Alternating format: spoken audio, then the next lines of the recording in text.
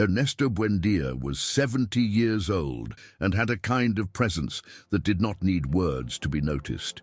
He was a man with firm steps, skin marked by the sun, and hands that carried decades of work with the land.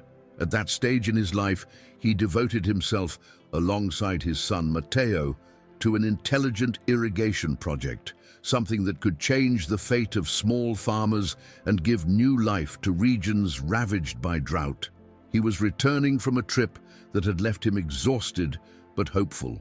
He carried with him the feeling that, perhaps for the first time, his voice had been heard by people who saw more than just dust on their boots. The first-class ticket had been an unexpected gift from one of the project's supporters.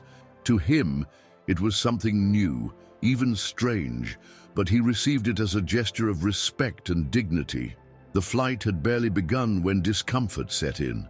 Seated in his seat, still adjusting the borrowed jacket, Ernesto noticed the movement of the woman in front of him. Elegant, with impeccable posture, every gesture of hers seemed calculated to make it clear that that space belonged to her by right. With her nose slightly wrinkled and an expression of disgust, she called the flight attendant with a curt nod. "This gentleman has a strong odor. It must be from animals," she said, not lowering her tone. The comment was direct, cutting, and hit Ernesto like a stone. He tried to hide his embarrassment by adjusting his shirt collar and looking around, as if searching for some flaw in himself. The flight attendant hesitated, not knowing how to react, and a few rows back, a young woman with a keen look had already begun recording the scene with her cell phone resting on her lap, not for sensationalism, but because something in that situation screamed louder than the silence of the other passengers. The tension on the plane spread like a silent current. Some passengers tried to disguise their discomfort by lowering their eyes to magazines or adjusting their headphones, while others, more discreetly, observed Ernesto with an uncomfortable curiosity, as if witnessing something they couldn't quite judge. He remained there, rigid, trying not to occupy more space than he should, trying not to disturb more than they already claimed he did. The flight attendant, still embarrassed, approached once more, lowered her tone, and whispered something about an empty seat at the back of the plane, suggesting the change to avoid greater embarrassments. Ernesto looked at the floor, took a deep breath, and with silent dignity simply got up. He grabbed his hat, adjusted the strap of the small backpack he carried, and walked in silence to the new seat. No one said a word, no apologies, no look of empathy. It was as if his presence had been nothing more than a system error corrected in time. The young woman with the cell phone kept recording, now more attentive to the movement of people along the aisle. She did not know the name of that gentleman, nor did she imagine what he did for a living, but something in that scene moved her deeply. Perhaps the way he accepted the humiliation without losing his composure, perhaps the heavy silence that remained in the air after he left. Now, in his new seat, near the window, Ernesto rested his head against the backrest and kept looking outside, not allowing himself to cry, but also unable to contain the lump in his throat. Inside, the feeling was the same as when drought took an entire harvest, a void that one does not quite understand, but that weighs as if it had a name. And he knew that that episode, although brief, had touched on something greater. It wasn't just the comment, it was everything that came with it. The look that judges without knowing, the label that weighs more than any luggage. The journey ended without another word being spoken. When the plane landed, Ernesto was one of the last to get off. He walked slowly, as if he wanted to go unnoticed in the airport corridors. Upon reaching the arrivals area, his gaze still carried the weight of what had happened. He did not comment to anyone, did not complain, did not seek justice. He just followed his path, as he had in so many other episodes in which life had put him in a position to be diminished. Outside, Mateo was already waiting for him with the old pickup truck parked at the far corner of the lot. When he saw his father approaching, he got out of the car, smiling. But that smile soon faded upon noticing Ernesto's stern and silent expression. Did something happen? he asked. Ernesto only shook his head, got into the truck, and closed the door slowly, as if holding something inside so it would not escape. The journey back to the farm was long and almost silent. The words that normally filled that trip, plans about the project, new ideas, stories from the fields, gave way to a dense silence. Mateo respected his father's space, but something inside him said there was more than just tiredness in that quiet. Arriving at the property gate, Ernesto got off even before the car had come to a complete stop. Walking to the shed where the systems being tested were kept, he touched the prototype pieces delicately, as if trying to reconnect with something concrete, something that still made sense. For him, that project was more than technology. It was resistance. It was proof that even the invisible can leave a legacy. And at that moment, more than ever, he needed to remember that. Because if he let resentment take up too much space, he risked forgetting what really mattered. The next morning, Ernesto woke up before sunrise, as he always did. His body ached a little more than usual, but he ignored it. He put on his hat, splashed water on his face, and slowly went toward the vegetable garden, where the dew still left the ground moist. That routine was what kept him whole. With every step, he sought to regain the balance that the previous day had disrupted. As he harvested some lettuce leaves and checked the irrigation system's pipes, his mind kept returning to the plain, to the words he had heard, to the way he was looked at. It wasn't the first time he felt that kind of disdain, but something in that situation had hurt differently. Perhaps it was the public, blatant manner, with no attempt to hide it. Perhaps it was his age, and the feeling that after everything he had built, he still had to prove his worth. Mateo noticed. His father was quieter, more introspective, as if something had broken inside him. During breakfast, he tried to make conversation, bringing up the irrigation system topic again, talking about the meetings they still had to attend, the tests that needed to be finalized. Ernesto responded with short sentences, without much enthusiasm, but with attention. The project was still important, of that no one doubted, but there was something that troubled him more deeply. "Dad, if you want to talk, I'm here, okay?" Mateo said in a light yet firm tone. Ernesto smiled slightly, put a slice of bread on his plate, and said only, "There are things we keep not because we want to, but because they don't fit in any words." Mateo respected that. He knew his father was like that, silent in his pains, generous in his gestures. And even without understanding everything, he felt that something big was yet to come. Something that, one way or another, would affect everyone around. Meanwhile, in another corner of the city, the video's repercussion began to take shape. Marina Lopez, the young journalist who had recorded everything on the plane, spent the night restless. She watched the video several times, feeling a growing discomfort with each replay. It wasn't just about the woman's explicit prejudice, but about everything that gentleman silently represented. The wounded dignity, the natural way he accepted being removed from a place that was also his by right.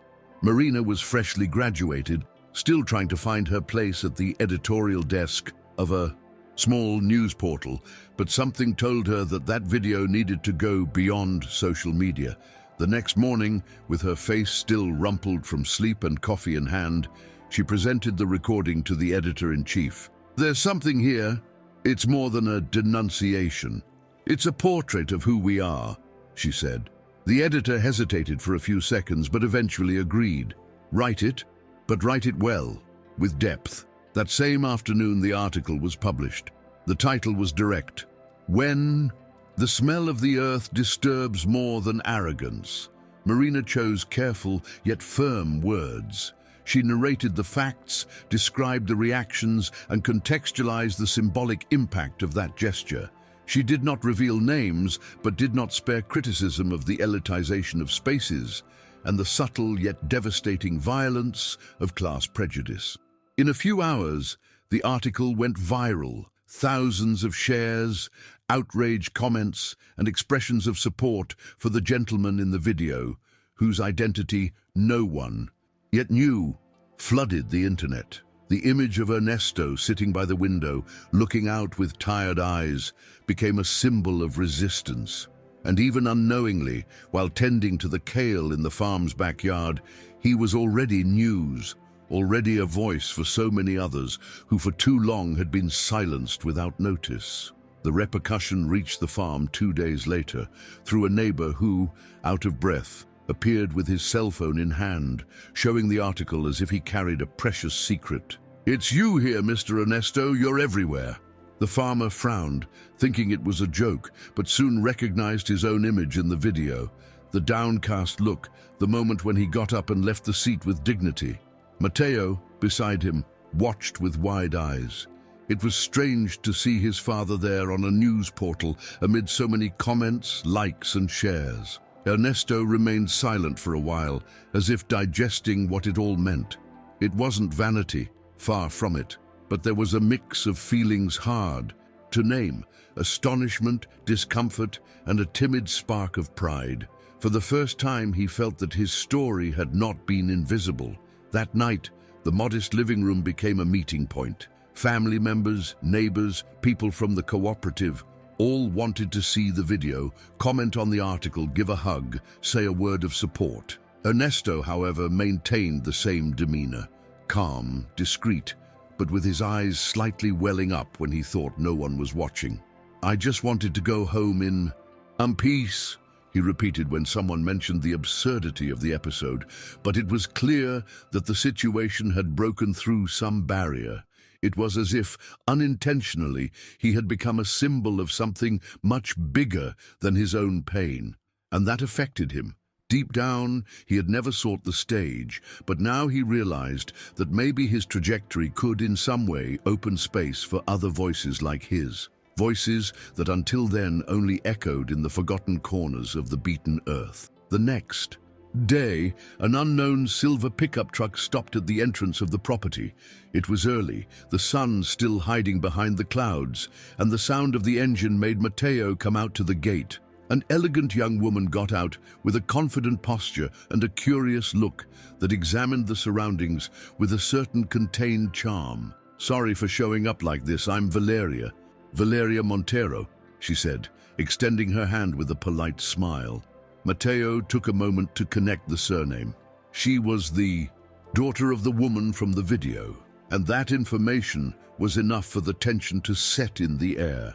"I came because of the article, and because I saw something in that irrigation project that touched me," she continued, while Mateo still tried to understand exactly what she was doing there. Valeria explained that she worked with sustainable development and had read everything about the project that her father and her had been building. She said she wanted to understand it better, perhaps help publicize it, maybe find ways to support it. Ernesto watched from a distance with a certain distrust. That visit at that moment seemed too good to be spontaneous, but he did not stop her from coming in. Valeria was received with coffee and cheese bread, sat at the simple table on the veranda and, little by little, began to converse with a lightness that contrasted with the weight of her surname. During the conversation, she discreetly mentioned that her mother was deeply shaken by the video's repercussion, not because of the public judgment, but by the internal impact it had on the family. "She is rethinking many things. It wasn't easy growing up in that environment," she confessed, looking at her cup with a certain embarrassment. Mateo gradually relaxed. He realized that there was more than just professional curiosity there. There was genuine interest, and even without saying it outright, both felt that that conversation was the beginning of something unexpected, unlikely.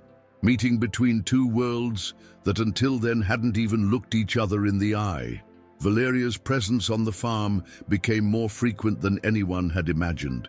She returned on weekends, always with some justification, a new idea for the project, an interested contact, a proposal to improve communication. But it was evident that her motives went beyond the irrigation. There was a silent exchange between her and Mateo, glances that lingered a little longer, conversations that extended past. Sunset, light laughter amid sensor tests and pipes. Ernesto observed everything from afar, with that reserved air of someone who prefers to feel before judging. He noticed in his son a different kind of brightness, an enthusiasm he hadn't seen in a long time. And even without saying a word about it, he carried a discreet relief in his chest. Perhaps because he understood that life sometimes returns in affection what it steals in dignity. One afternoon, while organizing papers in the shed, Valeria found an old folder with yellowed notes, hand-drawn sketches, and newspaper clippings. It was the embryo of the irrigation project, dating back to when Ernesto was trying to convince the neighbors that technology could go hand in hand with tradition. But there was something more there. In one of the documents, the name Alejandro Montero, Valeria's father, appeared as co-author of an initial study. She frowned. "Did my father participate in this?" she asked, surprised. Mateo nodded slowly. "Yes, in the beginning they were partners, him, my father, and a third man, Carlos Mendoza." Silence fell for a few seconds. Valeria seemed to process the information. "My father never mentioned this. He never even brought up this project." Mateo returned her gaze seriously, perhaps because it didn't end well. That discovery opened a new layer in the past between the families, a layer buried but still throbbing, full of stories that no one there imagined reviving. From that moment on, Valeria could no longer hide her unease. She returned home with the copied documents, determined to understand why that chapter of her father's history had been so carefully erased. She tried to talk to Alejandro at dinner, but his answer was evasive. "That's all in the past, it doesn't matter," he said, without even taking his eyes off his plate. But she persisted. She mentioned the names, showed the papers, spoke about the project's relevance. Alejandro looked visibly disconcerted. He tried to end the subject with generic phrases, but his expression betrayed him.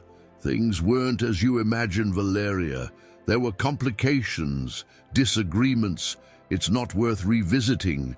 But for her, it was too late.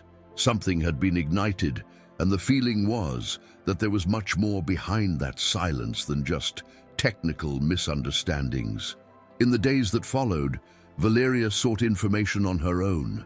She rummaged through old archives, got in touch with professionals in the field, and tried to locate Carlos Mendoza, the third name mentioned in the documents. She gradually discovered that the project which today flourished in the hands of Ernesto and Mateo had once been a promising initiative, conceived together by three men with distinct visions, but the same purpose. And that, suddenly, everything had collapsed due to an abrupt rupture, involving accusations of resource diversion, broken trust, and a silent exit by Alejandro. With each new piece of information, Valeria felt the weight of the past falling upon her shoulders, not only for her father, but for the story that had never been told to her. And even more, for the realization that the man humiliated on the plane was in fact someone who had helped dream of a better future, a future that could have been shared but was interrupted by greed and pride. By that time, the meetings between Valeria and Mateo were no longer limited to the project. There was a discreet intimacy between them, built gradually, without haste, but laden with truth. They talked about everything, not just agriculture, but life, choices, disappointments. For the first time, Valeria saw herself outside the bubble in which she had grown up, clearly perceiving the distance between what she had been taught to value and what really mattered. With Mateo, she felt at ease, without masks, without the need to maintain a perfect image, and he, for his part, admired in that woman far more than her education or appearance. He admired the courage with which she questioned the very world, even when it meant facing conflicts at home. One day, sitting on a wooden bench under the mango tree in the backyard, she confided, "Do you know what hurts me the most? It wasn't what my mother did on the plane.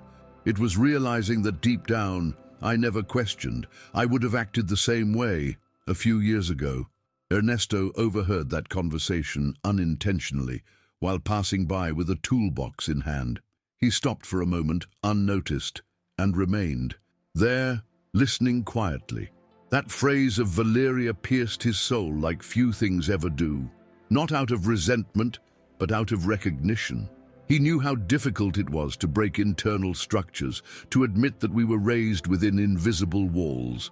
For the first time, he felt empathy for that young woman who, until a few days ago, represented everything he fought against with his gaze. When he resumed walking, there was something lighter in his step, perhaps because he had realized that change doesn't always start with grand revolutions. Sometimes it comes in a conversation in the backyard, in an unexpected confession, in a look that asks for forgiveness without using words. And that, for Ernesto, was already a sign that something was truly beginning to transform. Then came the dinner proposal. After much thought, Valeria decided to organize a meeting between the two families, a perhaps naive attempt to foster some kind of rapprochement. She wanted the parents to meet Ernesto and Mateo, to see the project up close, to understand the strength and relevance of that initiative. But deep down, she also wanted to show that there was dignity and value where before only distance and difference were seen. The idea was not well received at first.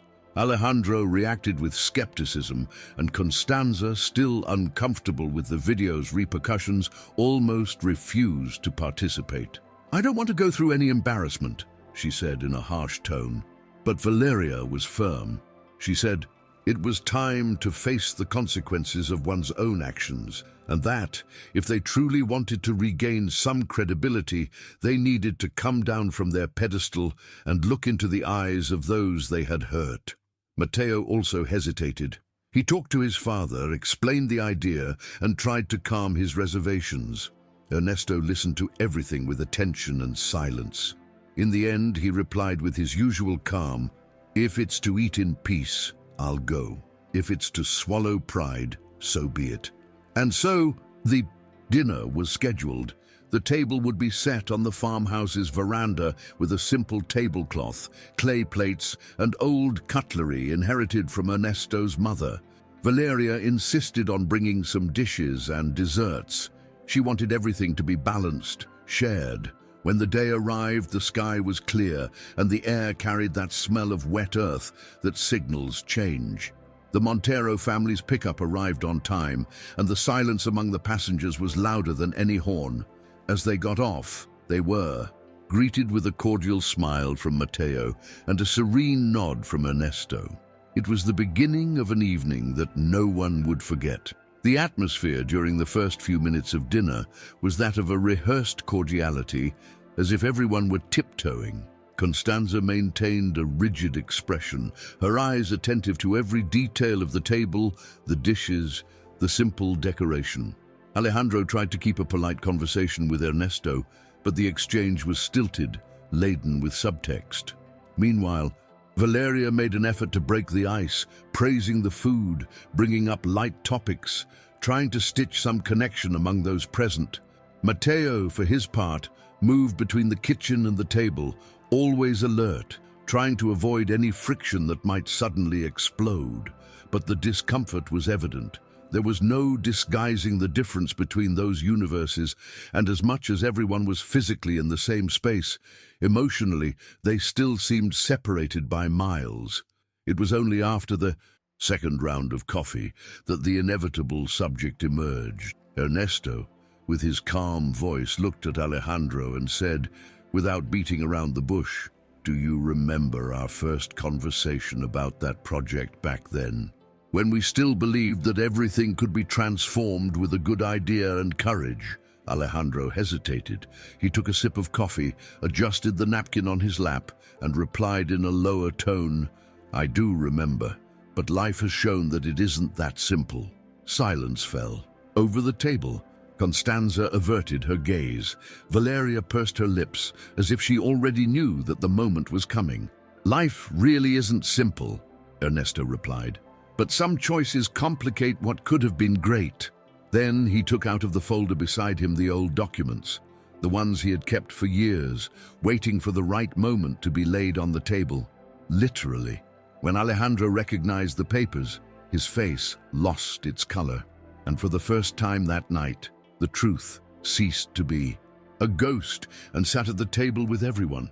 Alejandro took the papers with trembling hands, quickly glanced through the highlighted passages, and let out a heavy sigh, almost a lament.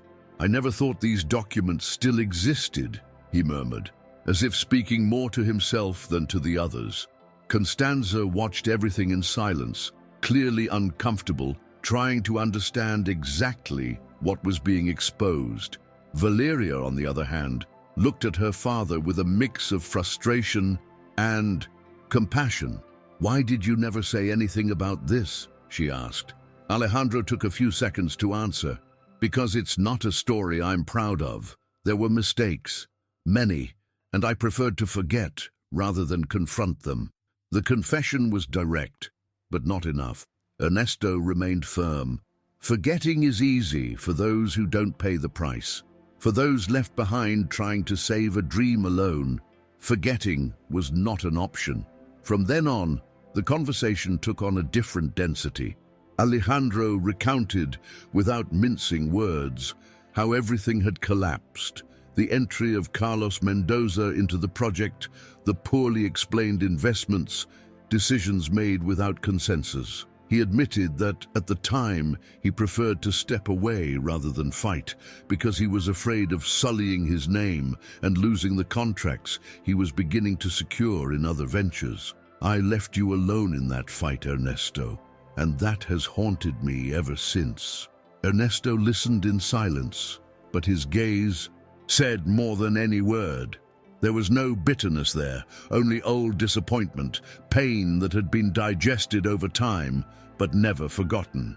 "You didn't leave me alone just in the project, Alejandro. You made me believe that I was the problem." Constanza lowered her head. For the first time that night, she seemed truly moved by what she was hearing. And there, under that simple veranda, the walls that separated those worlds began, slowly, to crack. The dinner ended without fights, but also without hugs. There was a heaviness in the air, as if everyone was still processing what had just happened. Alejandro and Constanza said their polite goodbyes, visibly shaken. Valeria stayed a little longer, helping to clear the table, exchanging long looks with Mateo, as if silently thanking him for everything. Ernesto, after closing the gate once the guests had left, took a deep breath and spent a few seconds staring into the emptiness of the road.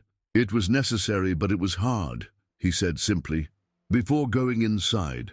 That night he slept little. His body was tired, but his mind kept turning, recalling old conversations, forgotten promises, dreams shelved away. And for the first time in a long time, he seriously wondered if it was still worth insisting on the project. But the next day brought new movement. In the morning, Valeria sent a short message. "Can I come back this afternoon? I have something important to show." Mateo replied affirmatively, curious about the tone of the message. When she arrived, she brought with her a folder with documents and an unexpected proposal. During the night, she had spoken with people from her network and managed to schedule a formal presentation of the irrigation project for a foundation that supported social initiatives aimed at rural development. They want to see it up close. They want to understand the impact, and if they like it, they can finance an important part of its large-scale implementation, she explained, while showing the details. Ernesto listened carefully, but maintained his cautious posture. "And why would they do that now?" he asked. "Because the world is paying attention. Because your story showed what no graph could ever show." For the first time since the incident on the plane, the old farmer truly smiled. A small, contained smile, but full of meaning. It was as if, at last, something began to make sense again. In the following weeks, the project took on a different pace. With the real possibility of external support, Ernesto and Mateo dedicated themselves even more, fine-tuning technical details, preparing presentations and reports, and organizing field tests with more structure.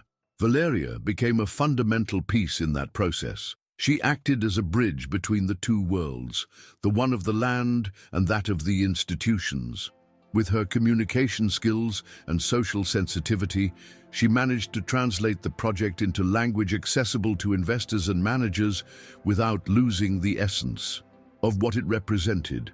And little by little, doors began to open. What was once seen as an idealistic plan by a stubborn farmer now gained substance, credibility, and space in circles where family agriculture had not even been considered. But not everything was resolved easily. When the proposal began to gain prominence in the press, especially after a new article signed by Marina Lopez showing the real impacts of the project on the lives of small producers in the region, the first attacks also emerged. Business groups linked to traditional agribusiness started questioning the initiative's viability, insinuating that everything was just social marketing. Some portals published biased texts trying to delegitimize Ernesto's story, suggesting that there were political interests behind it. The farmer, already hardened, reacted with the serenity of someone who knows that the truth does not need to be shouted. "If they're bothered, it's because we're doing it right," he said in one of the meetings with the team. But Mateo felt the pressure increasing.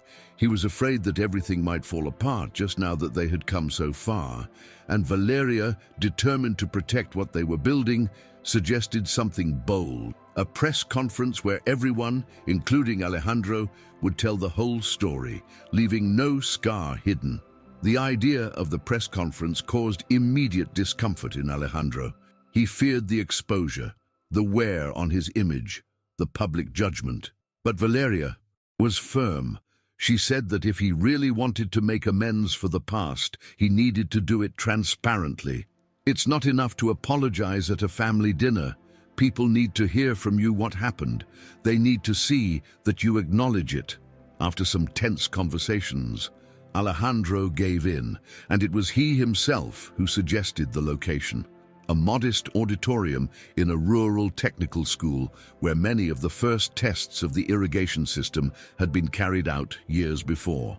Ernesto accepted, without hesitation. For him, that place carried memory and meaning. It would be symbolic to show the world that transformation is born exactly where many only see backwardness. The day of the press conference arrived with an overcast sky and an air of expectation. Journalists, students, rural producers, representatives of NGOs, and curious onlookers filled every corner of the small auditorium. Marina Lopez was there too, seated in the first row with her notebook on her lap and a keen look. When the speakers took to the improvised stage, a respectful silence took over the environment. Alejandro was the first to speak.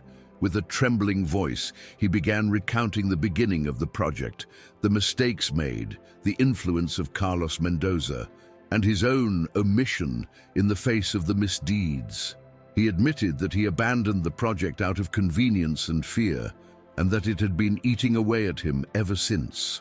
"I failed a friend, a partner, and a cause that could have transformed lives long ago."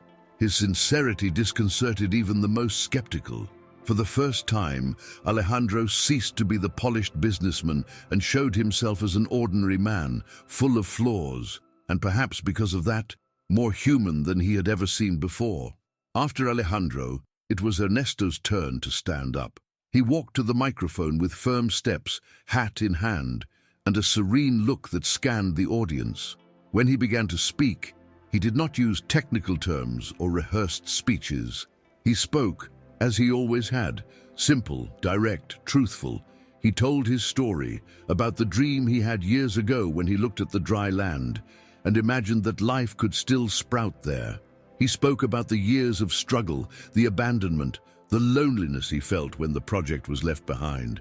And without needing to name anyone, he spoke about the wounds that pride causes and how he himself had to learn not to let bitterness harden him. "I didn't come here to point fingers. I came to show that there is still time. There is time to correct, to come together, to transform what was once a source of pain into a seed of change." When he finished, the audience remained silent for a few seconds. Then came the applause, a long, sincere applause, weighted with recognition. Next, Marina was called to the stage at the organizer's request. She was the journalist who had started everything with that video, and now she became an active part of the change. She recounted how the article had touched so many people, and how receiving hundreds of messages from other rural workers who saw themselves represented in Ernesto was the most remarkable moment of her career. We live in a world that still measures value by appearance, by surname, by the clothes one wears. But this project showed that value lies in the root, and that a man's dignity doesn't fit in an airplane seat. It fits in what he builds with his own hands. At the end, Marina left the stage, moved, embraced by producers whom, until then, she had only known through interviews. That press conference was no longer just an explanation. It was, without anyone directly saying so, a collective reunion with the truth. After the press conference, the impact was almost immediate. News portals began to echo not only the story, but also the technical content of the irrigation project. Foundations started getting in touch. Universities requested authorization to study the methodology applied by Ernesto and Mateo, and even public agencies showed interest in replicating the system in regions where family farming was the only means of subsistence. What was once treated as a utopia now became a model. Ernesto watched it all with a certain detachment. He did not let himself be carried away by the spotlight. In fact, he even preferred that they talked more about the project than about him. But deep down, it was impossible not to feel pride when seeing the seed he had planted finally blooming. It was as if, after so many years of being discredited, the world had stopped to listen to him, and this time without prejudices muffling his voice. The repercussion also brought more intimate changes. Constanza, who until then had avoided talking about everything that had happened, began to visibly show discomfort with the way she had handled the situation. She started to withdraw, to observe more than speak, and even sought a therapist, something she would never have imagined doing before. One day, while arranging books on the shelf, she found an old photo album of Alejandro with Ernesto smiling in front of a freshly plowed field. She ran her fingers over the image as if trying to recover some part of it that had also been lost. And it was in that moment, alone, that she broke down in tears. She wasn't crying just for the shame of what she had done, but for the realization that she had spent her entire life in a bubble built on appearances. The first concrete act came days later. She sought out Ernesto. She asked to speak with him privately, and when they came face to face, she didn't rehearse a speech. She simply said, "I was arrogant, and if today I understand that, it's because you showed me without shouting. Thank you for not treating me as I treated you." Ernesto listened to Constanza's words with the same silence with which he usually dealt with everything in life. There was no anger in his eyes, nor irony. He simply listened. When she finished, he gave a slight nod and said, with his habitual simplicity, "He who learns from his mistake does not make the same one twice, and that's already a beginning." Constanza lowered her eyes, moved. The conversation was brief, but it was enough for both to leave with a little less weight. That encounter did not erase the past, but sealed a new understanding, a kind of respect that arises when vanity gives way to humility. After that, Constanza got involved discreetly in some social actions related to the project. She never asked for recognition, nor appeared. In photos, perhaps out of shame, perhaps out of conscience, but the fact is that even in her own way, she began to repair, step by step, the damage she had helped cause. Meanwhile, at the farm, the days returned to the rhythm of the land, planting, caring, harvesting. But something was different. Now there were constant visitors, young students coming to learn from Ernesto, technicians interested in the details of the irrigation system, and even small producers from neighboring regions seeking support to apply the technology in their fields. Mateo took on the operational part with more autonomy, while Ernesto began dedicating himself to training groups. It was as if he had finally found a new purpose, not just delivering the project, but forming people who could continue the work long after him. "This isn't mine.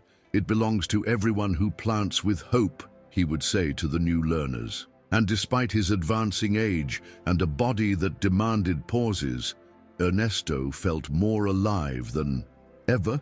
The land that had always sustained him now also sustained others, and that to him was worth more than any title or recognition. It was in this new scenario that something unexpected happened. During one of the technical visits, Carlos Mendoza reappeared. He arrived accompanied by a group of international investors interested in sustainable solutions for semi-arid zones. When he got out of the car and saw Ernesto in the distance, he hesitated for a few seconds, but soon he walked toward him with a half-forced smile and a briefcase under his arm. Ernesto recognized him immediately. He said nothing, only observed as he approached. "Ernesto, long time no see," said Carlos, extending his hand. The farmer briefly shook it without emotion. "Not that long, just enough to show who stayed and who ran away." The dry remark made it clear that this visit would not be light. Mendoza tried to argue. He praised the project, spoke of the repercussion and the desire to support initiatives like that. But Ernesto was not easily impressed. "We've already had the chance to build together. Today, whoever wants to help, helps, but without erasing what has passed." The conversation was brief, but it echoed through the entire team. When Valeria learned of Mendoza's presence, she was indignant. She wanted to confront him, demand explanations, understand why now, after so much time, he returned with a discourse so aligned with what he once despised. But Ernesto was the one who calmed her down. "Sometimes you have to know how to leave the past where it belongs. What we build now doesn't need the hands of someone who only shows up when it's time for applause." Mendoza left without closing any deal. The investors remained interested, but decided to continue the process with the local teams, and that, for Ernesto, was the definitive sign that the project had emancipated itself. It no longer depended on names, surnames, or favors. It had its own strength, a firm root, and no shadow of the past would be able to overshadow what, at last, was truly flourishing. Over the following months, the project gained national recognition. They were invited to fairs, events, and conferences. Mateo began officially representing the system on technical panels, while Ernesto preferred to continue welcoming visitors to the farm, showing the functioning in practice, with his hands in the soil and his eyes attentive to every detail. It was there that he felt whole, and even though his body increasingly demanded breaks, he made sure to accompany every new group that arrived, every farmer who brought doubts, every child who asked with curiosity how the water knew the right time to leave the pipe. In the evenings, he would sit on the veranda with his notebook on his lap, scribbling new ideas that he probably would never have time to implement, but that kept his creative restlessness alive. "As long as the mind dreams, the body follows," he used to say with a tired smile. Valeria, for her part, was no longer just a bridge between worlds. She had become part of that universe. She began coordinating a technical social support front for the project, taking care of communication with cooperatives and communities. She and Mateo grew closer, not only in work but in life, and although they avoided labeling what they felt, it was evident that there was a deep partnership, built in practice, in everyday care, in the silent affection that manifests in simple gestures. Ernesto noticed and discreetly felt glad. He saw in his son a different maturity, a happiness that did not come from achievements, but from connection. One day, seeing them together in the field, standing in front of a new system being installed, Ernesto commented quietly, "This project is what remains of an old dream, but you too, you are what has blossomed from it." And at that moment he understood that the greatest legacy is not always the work itself. Sometimes it is who that work transforms. It was on a quiet morning, one of those when the sun rises without haste and the wind carries the smell of wet grass, that Ernesto felt his body asking for rest. He was near the shed, watching the assembly of a new system, when his vision darkened for a moment and his legs gave out. He didn't fall, but he had to sit immediately. Matteo ran to him, concerned, while Ernesto signaled that he was all right. "Just my body reminding me I'm no longer a boy," he joked, trying to cover up the scare. Still, they took the warning seriously. In the following days, he slowed down, began to supervise things from afar, guiding the work with that attentive gaze that let nothing slip. The doctors confirmed what they had already suspected. He would need to rest more, take care of his blood pressure, and avoid continuous strain. Ernesto did not protest. He only asked that they let him continue participating in whatever way he could. It was during this period that they began to organize the project's records. Matteo and Valeria gathered documents, photos, charts, testimonies, and created both a physical and digital archive of the entire journey of the irrigation system, from the first drafts on yellowed paper to the most recent field results. They wanted to ensure that all of it was preserved, studied, expanded. But more than that, they wanted to transform that knowledge into accessible material for those who needed it most. They created booklets, tutorial videos, and held workshops. In other communities, and to Ernesto's surprise, they decided to give the project the definitive name of Sistema Buendia. He tried to refuse, saying that he didn't need that what mattered was the usefulness and not the name. But Matteo was categorical. "You taught us to plant with purpose. Now it's our turn to make clear where that purpose came from." Ernesto didn't answer immediately, but when he saw the logo with his surname printed on the booklets, he couldn't help but smile with emotion. For the first time, he felt that his story would not end when he was gone. The recognition for Sistema Buendia spread organically. It wasn't the result of advertising campaigns or marketing strategies, but of the visible transformation in the lives of those who applied that technology. Small farmers who once saw their harvests wither began to produce with stability. Families that migrated for lack of resources managed to settle again on their lands. And among them, Ernesto's name began to be repeated with sincere admiration. But he, as always, stayed in the same place, sitting on the veranda, listening to the stories that now reached him. More than compliments, he enjoyed hearing the accounts, from the mothers who managed to plant community gardens, from the young people dreaming of a career in the countryside, from the communities that regained hope. That was what gave his life meaning. And even when his body no longer kept up as before, his soul remained awake, active, alive. One afternoon, while leafing through one of the old notebooks where he used to jot down ideas and reflections, he found a phrase scribbled in the corner of a page. "What grows with firm roots resists time." He read it in silence, as if he were reading something written by someone else.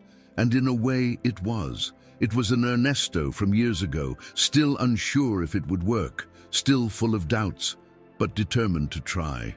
In that phrase, he recognized himself, and also everything he had built. He got up calmly, went to the backyard, and slowly walked to the first irrigation system they had installed, now surrounded by a healthy, green, living plantation.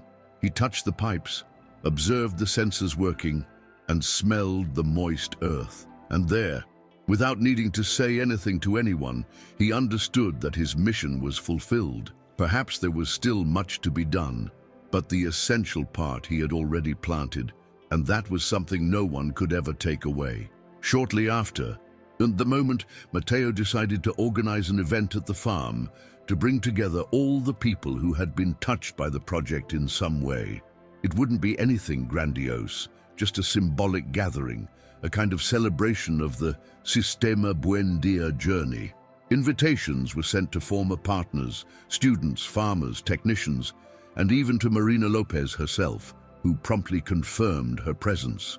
Ernesto, upon hearing the idea, was reluctant at first. "I don't like parties," he said in his straightforward manner. But Matteo insisted, "It's not a party, Dad. It's a harvest." And for some reason, that phrase struck a deep chord. On the scheduled day, The farm's yard was filled with chairs, improvised panels, and stands with food prepared by the community families. There was simple music, scattered laughter, children running among the plantations, and an atmosphere of gratitude that couldn't be expressed in words. Ernesto sat on a wooden bench, observing everything with attentive yet serene eyes. People came to greet him, to thank him, to share their stories. Some brought symbolic gifts, a handful of seeds, a small plant, a piece of cloth embroidered with words of thanks. An elderly lady approached with a bouquet of herbs and said with a choked voice, "You changed my family's life. We had already lost faith in the land." Ernesto held the bouquet carefully, unable to respond immediately. Beside him, Mateo and Valeria watched, moved. There was no stage, no official speeches. But the meaning of it all was clear. It was the recognition of a story built with effort, humility, and truth. And in that late afternoon, as the sky turned golden and the air carried the smell of wet earth, Ernesto felt once again that life, even with all its hardships, could still be beautiful when lived with purpose. That night, after the event, Ernesto took a long time to fall asleep. Sitting on the veranda, with a blanket over his shoulders and a cup of hot tea in his hands, he watched the silence that returned to the farm. It was different from the silence he had felt on the plain months earlier. This one was calm, filled with good memories and the feeling of a duty fulfilled. The image of the gathered people, the spontaneous thanks, the eyes shining with hope, returned to his mind like a slow and comforting movie. For a moment, he remembered the woman who had pulled him from the seat on that flight, the public humiliation, the lump in his throat, and he smiled, not with irony, but with relief, because now he understood that that episode, as unjust as it had been, was also the trigger that set everything in motion. Without that day, perhaps nothing would have changed. Without that discomfort, perhaps they would never have truly looked each other in the eye. Shortly after, Mateo sat next to him. They stayed in silence for a few minutes, sharing only each other's presence and the night breeze. "Dad, sometimes it seems like all of this was just a dream, doesn't it?" he said, almost in a whisper. Ernesto only nodded, but it was all real, and that's what makes it so beautiful. He looked at his son with that deep gaze that said more than words. "You're going to carry this on, Mateo. You'll take it forward, and you'll do it your way, with your strength." Mateo tried to hold back his emotion, but his eyes welled up. He knew that that conversation was more than advice. It was a baton pass, a silent gesture of trust and farewell. Not that Ernesto was going away, but he knew that little by little his place was already being taken, not replaced, but continued, and that was the greatest proof that his legacy was secure. Over time, Ernesto gradually withdrew from the practical activities, but he never truly disappeared. He remained present, offering opinions, guiding and watching from afar as new technologies and formats proposed by Mateo and Valeria advanced. His role had changed, but his essence remained there, embedded in every detail of the farm. Visitors still asked to meet him, to take a photo, to hear a story, and he, even with a more fragile body, made sure to receive them, even if it was just for a few minutes, sitting under the shade of the mango tree, with a soft, measured voice, full of wisdom. With every new, admiring look, he realized that the transformation he had sought was not only in the installed systems, but in the mindset of the people.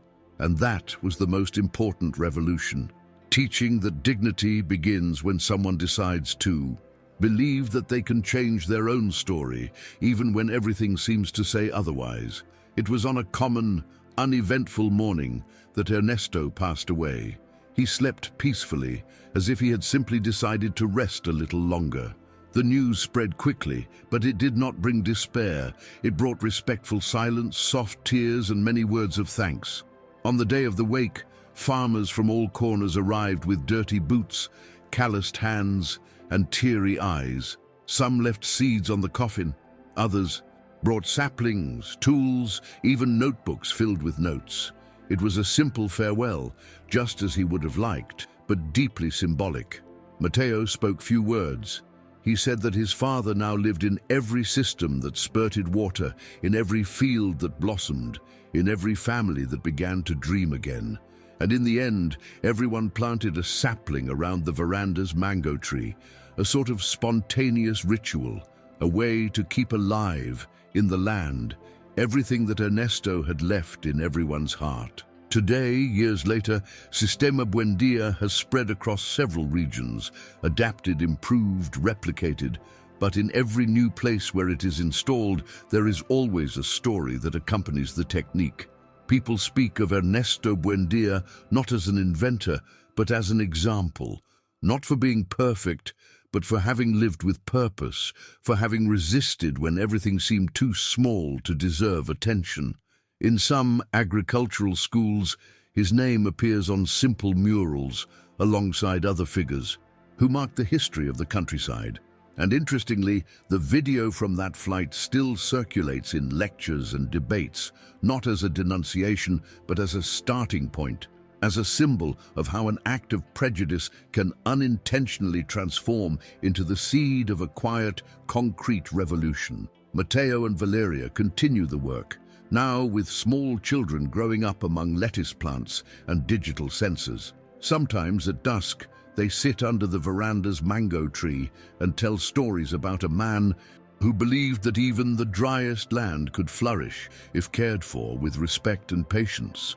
The children listen attentively, sometimes asking if their grandfather is still around, and the answer is always the same: he is. Only now he lives in the land, in the water, in the wind that passes through here. Because in the end, Ernesto Buendia was not just a farmer. He was the root. He was the legacy. He was a living reminder that true greatness is not measured by where one sits on an airplane, but by what is planted when the journey of life comes to an end. Thank you so much for watching this video. If you enjoyed it and found it helpful, please take a moment to subscribe to our channel, give the video a thumbs up, and share it with your friends and family. Don't forget to hit the notification bell so you never miss an update.